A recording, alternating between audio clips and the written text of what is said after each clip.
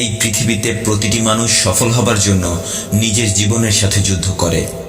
কেউ সফল হয়, কেউ বা পরাজিত হয়।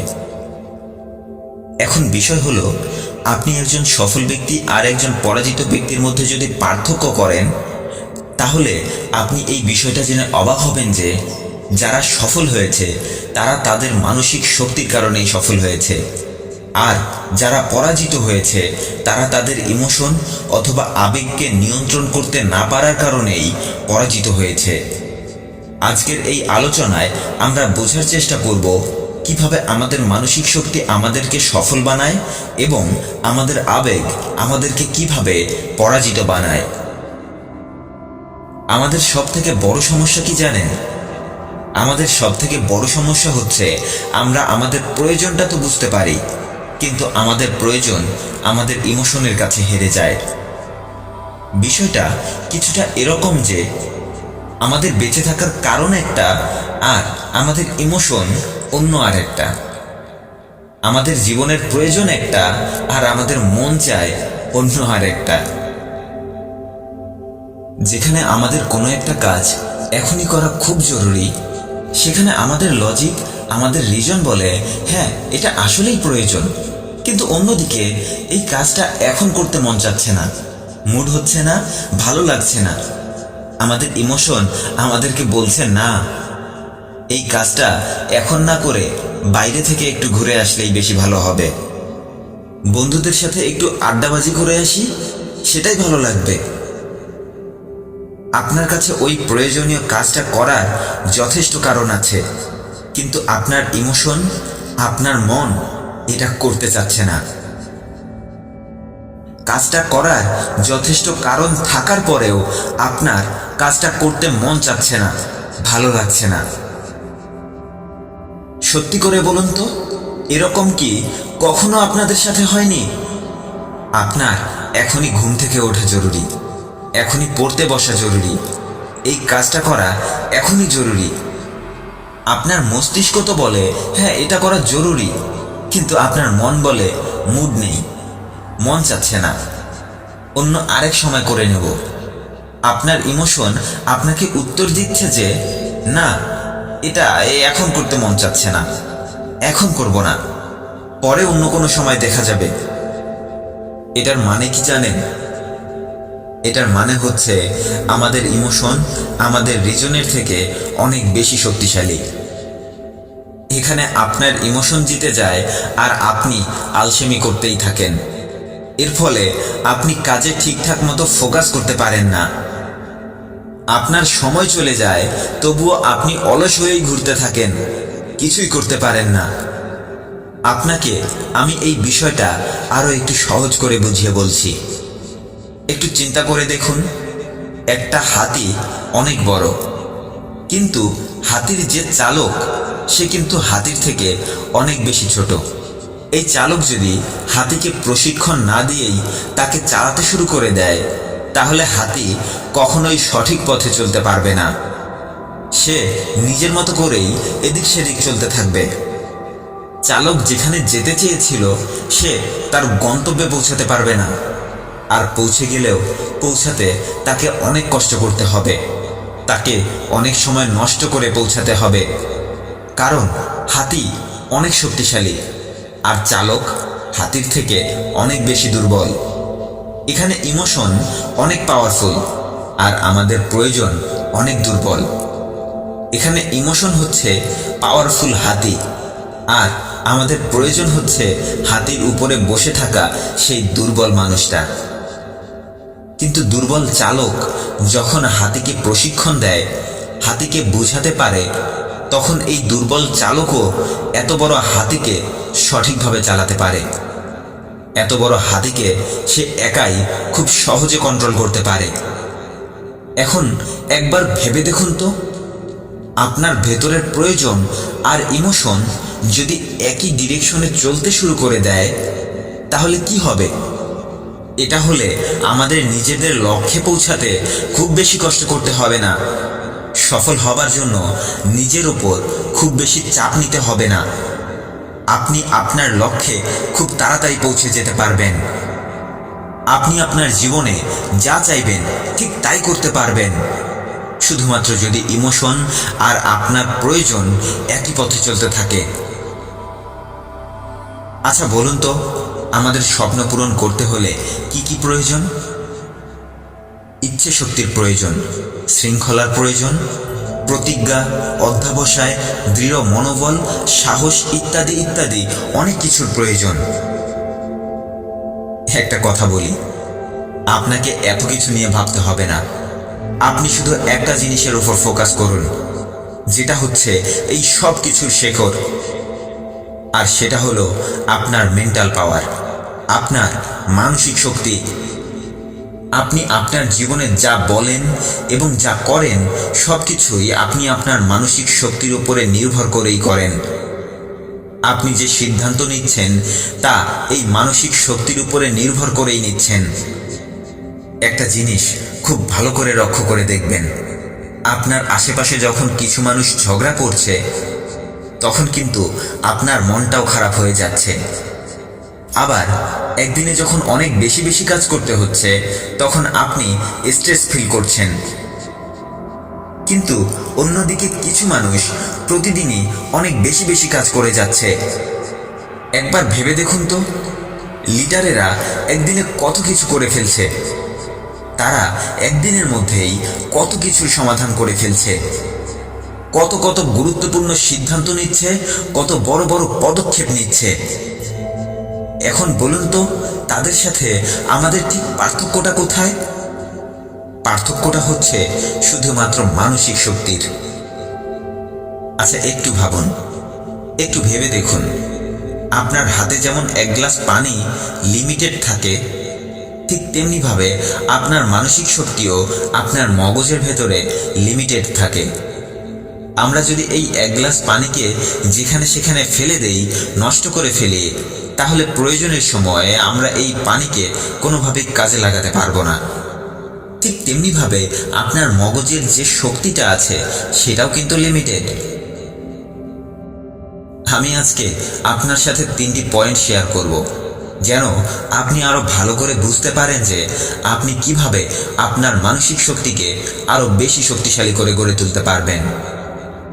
আমার আজকের প্রথম পয়েন্টটি হলো পরিচর্যা। যে মেন্টাল পাওয়ার বা মানসিক শক্তি আমরা পেয়েছি সেটা কিভাবে ইউজ করতে হয় সেটা আগে আপনাদেরকে বলি। একটু ভেবে দেখুন, 20 বছর আগের সুপার কম্পিউটার যেটা করতে পারতো না, আজকে আমাদের হাতে, আমাদের পকেটে থাকা ছোট এই মোবাইল ফোনটা তা খুব সহজে করে দিতে পারছে। টেকনোলজির কারণে আমাদের কাছে আজ অনেক বেশি অপশন তৈরি হয়েছে। এতে করে আমাদেরকেও বারবার ডিসিশন নিতে হচ্ছে যে ফোনে এত এত অ্যাপস, ক্যারিয়ার বিল্ড আপে এত এত চয়েস, এতগুলো ওয়েব সিরিজ, এতগুলো গেমস, বিভিন্ন সোশ্যাল মিডিয়া প্ল্যাটফর্ম, এগুলোতে ঘুরতে ঘুরতে ইনফরমেশন কালেক্ট করতে করতে আমাদের মস্তিষ্ক প্রতিদিন তার শক্তি হারিয়ে ফেলছে। বিভিন্ন সোশ্যাল মিডিয়া প্ল্যাটফর্ম এগুলোর সবগুলোতে আমরা জড়িত থেকে আমাদের মস্তিষ্ককে প্রতিদিন ক্লান্ত বানিয়ে ফেলছি। আমরা যখন বারবার কিছুক্ষণ পর পর এতগুলো ডিসিশন নিতে থাকি, ঠিক তখনই আমাদের মেন্টাল পাওয়ার বারবার ক্ষতিগ্রস্ত হতে থাকে। আমাদেরকে শুধু এটা মাথায় রাখতে হবে যে আমাদের এই পাওয়ার ফালতু কোনো কাজে যেন ব্যবহার না হয়, বরং আমাদের এই শক্তিকে ভালো কোনো কাজে লাগাতে হবে। যেমন ধরুন, প্রতিদিন চিন্তা করা আজ কোন ড্রেস পরব, ফেসবুকে কার কি হয়েছে, কোন নায়ক নায়িকার বিয়ে হয়েছে, কার ডিভোর্স হলো, কার কোথায় কি হলো, এগুলোর চিন্তা করতে করতে আমাদের সময় ও মন মানসিকতার দুটোরই ক্ষতি হয়ে যাচ্ছে। তাই এসব ফালতু জিনিস থেকে দূরে থেকে আমরা আমাদের শক্তিকে ইম্পর্টেন্ট ডিসিশন নেয়ার জন্য বাঁচিয়ে রাখতে পারি, যা আমাদের ক্যারিয়ার বিল্ড আপের জন্য অনেক জরুরি। সকালে ঘুম থেকে ওঠার পর আমাদের মাইন্ড একদম ফ্রেশ থাকে। এই সময়ে আমাদের মেন্টাল পাওয়ার একদম ভরপুর থাকে।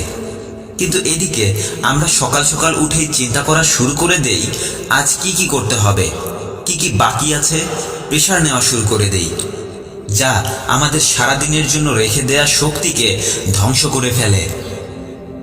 আপনি কি জানেন, প্রতিটি ক্রিয়েটিভ মানুষই একটা কাজ করে, আর সেটা হলো তারা আগামী দিনের পরিকল্পনা আগের রাতেই করে ফেলে। তারা এই প্ল্যানগুলো মনে রাখার জন্য ব্রেনে খুব বেশি প্রেসার দেয় না। তারা ক্যালেন্ডার ব্যবহার করে, নোট ব্যবহার করে। তারা তাদের মেন্টাল পাওয়ারকে সকাল সকাল উঠেই সঠিকভাবে কাজে লাগাতে শুরু করে। আপনারা লক্ষ্য করে দেখবেন, আমাদের সবারই একটা অভ্যাস আছে। আমরা যখনই ফ্রি হই তখনই ফোনটা নিয়ে বসে পড়ি। কোনো কারণ ছাড়াই আমরা ফোন ঘাঁটতে থাকি, সময় নষ্ট করতে থাকি। ওয়াশরুমে যখন যাই তখনও আমরা ফোন হাতে নিয়ে যাই, লিফটে দাঁড়ানোর সময়ও ফোন হাতে নিয়ে দাঁড়িয়ে থাকি। যখন ঘুমাতে যাই তখনও ফোন চালাতে চালাতে শুয়ে পড়ি। ঘুম থেকে ওঠার পরেও সবার আগে ফোনটাকেই হাতে নেই। কারো জন্য 2 মিনিট অপেক্ষা করলেও আমরা বসে বসে ফোনটাই চালাই। আপনি কি জানেন, এই যে সারাটা দিন ধরে শুধু শুধু ফোন নিয়ে স্ক্রল করায় আমাদের ব্রেন কতটা ক্লান্ত হয়ে পড়ে? আর এটাই আমাদের স্মৃতিশক্তি কমে যাওয়ার সবথেকে বড় একটা কারণ। এই একই কারণের জন্য আমাদের কাজের প্রতি মনোযোগও নষ্ট হয়ে যাচ্ছে। আমরা আমাদের এই অভ্যাসের কারণেই ব্রেনে নতুন কিছু করার, আরও বেশি বেশি কাজ করার এনার্জি হারিয়ে ফেলছি। আমরা আমাদের এই অভ্যাসের কারণেই আমাদের ব্রেন থেকে নতুন কিছু করার, আরও বেশি বেশি কাজ করার এনার্জি হারিয়ে ফেলছি। কারণ আমরা আমাদের ব্রেনের পাওয়ারকে কোনো চিন্তাভাবনা ছাড়াই বিভিন্ন ধরনের নিউজ দেখে অস্থির করে ফেলছি। আর এভাবেই অযথা কাজে শুধু শুধুই আমাদের মস্তিষ্কের শক্তি ব্যয় হচ্ছে। দ্বিতীয় পয়েন্টটি হচ্ছে রিফিলিং। যখন আমাদের মানসিক শক্তি ব্যবহার হয়ে যাচ্ছে, তখন আমরা কিভাবে আবার এটাকে পুনরায় ভর্তি করতে পারবো? আমরা যখন খুব মনোযোগ দিয়ে দীর্ঘ সময় কাজ করতে থাকি, তখন আমাদের ব্রেন আস্তে আস্তে ক্লান্ত হয়ে পড়ে।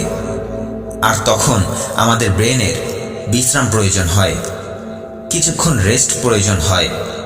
আর তা না হলে আমাদের মস্তিষ্ক ঠিকমতো কোনো কাজে ফোকাস করতে পারবে না। আর এই কিছুক্ষণের বিশ্রাম আমাদের ব্রেনের শক্তিকে নতুন করে ভর্তি করে, আমাদেরকে মানসিকভাবে রিফ্রেশ করে তোলে, আমাদের ব্রেনকে কাজে ফোকাস করার জন্য আবার প্রস্তুত করে তোলে। কিন্তু মনে রাখবেন, এই বিশ্রামের সময় এমন কিছু করবেন না যা আপনার ব্রেনকে আরও বেশি টায়ার্ড করে তোলে। যেমন ধরুন, ফ্রি যখন আছি তখন একটু ফোনটা চালাই না কেন, একটু স্ক্রল করি না, এটা কখনোই করবেন না। বিশ্রামের সময় সেটাই করুন যেটা আপনাকে ফ্রেশ ফিল করায়। যেটা করলে আপনার বিশ্রামটা আপনার কাজে লাগবে, সেটাই করুন। আর এতে আপনার মেন্টাল পাওয়ার আরও বেড়ে যাবে, আপনি কাজে আরও বেশি ফোকাস করতে পারবেন। আর আজকের তৃতীয় এবং সবথেকে শেষ পয়েন্টই হলো ব্রেনের শক্তিকে আপনি কিভাবে বাড়াবেন। আমরা যদি আমাদের এই মেন্টাল পাওয়ারকে আরও বাড়াতে পারি, তাহলে খুব সহজেই আরও কম কষ্টে আমরা কত তাড়াতাড়ি সফল হতে পারবো, আমাদের জীবনকে কতদূর এগিয়ে নিয়ে যেতে পারবো, সেটাও আজকে আমি আপনাদের বুঝিয়ে বলবো। আমরা যদি আমাদের এই মেন্টাল পাওয়ারকে আরও বাড়াতে পারি, তাহলে খুব সহজেই আরও কম কষ্টে আমরা কত তাড়াতাড়ি সফল হতে পারবো, আমাদের জীবনকে কত দূর এগিয়ে নিয়ে যেতে পারবো, সেটাও আজকে আমি আপনাদেরকে বুঝিয়ে বলবো। পরিস্থিতি যেমনই হোক না কেন, পিছিয়ে আসার চিন্তা করবেন না। একজন যোদ্ধা যে কোনো পরিস্থিতিতে লড়াই করার জন্য সব সময় তৈরি থাকে। সে কখনো পরিস্থিতিকে ভয় করে বসে থাকে না। সবার আগে নিজের সাথে যুদ্ধ করুন, নিজের প্রতিদিনের এলোমেলো অভ্যাসগুলোর সাথে যুদ্ধ করুন। এতে আপনার নিজেরই উপর আপনার নিজের কন্ট্রোল বাড়বে, আপনার মেন্টাল পাওয়ারের ধারণ ক্ষমতা বৃদ্ধি পাবে, আপনি অনেক কঠিন কাজগুলো খুব সহজে করতে পারবেন। পরিস্থিতি যেটাই হোক না কেন, আপনি যোদ্ধার মতো হাসতে হাসতে লড়াইয়ে জিতে আসতে পারবেন। এভাবে নিজের সাথে জিততে জিততে আপনি একদিন আপনার ব্যর্থতাকেও হারিয়ে দেবেন। তাই আজ থেকেই আপনার মাইন্ডসেট যোদ্ধার মতো করে তৈরি করতে শুরু করুন। ভালো থাকবেন। ভিডিওটি ভালো লাগলে সবাইকে শেয়ার করে দেখার সুযোগ করে দিন। আর আমার চ্যানেলে নতুন হয়ে থাকলে আমার অন্যান্য ভিডিওগুলো দেখুন। ভালো লাগলে এরকমই নতুন নতুন ভিডিওর নোটিফিকেশন পেতে